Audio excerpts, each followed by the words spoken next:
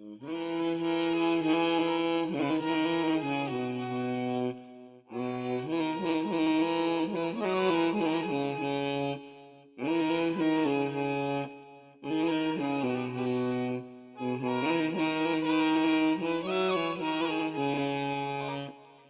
suna Allah Ubangijinmu, ina tunani da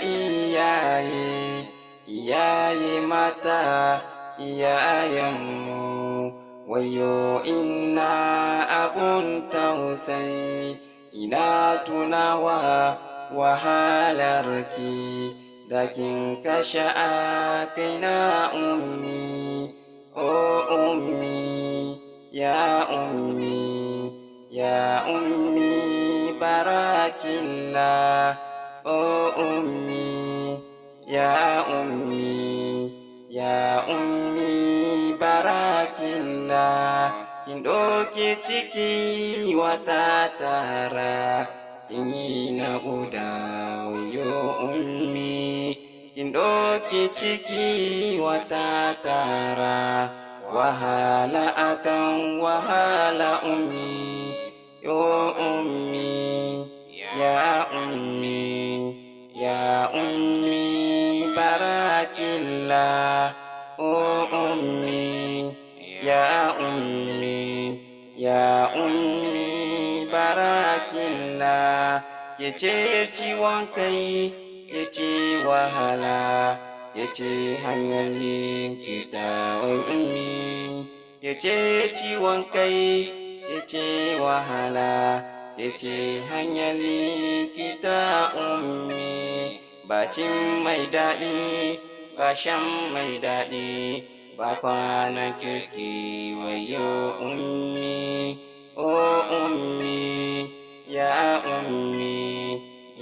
ummi barakillah, oh ummi, ya ummi barakillah.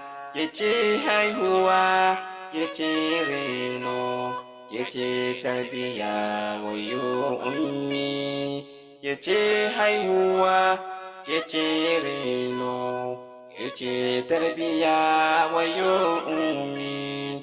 Kana kuka ta lallashe ka, kaki abinci ta lallashe ka, kaki barci ta lallashe ka, wayo ummi barakillah.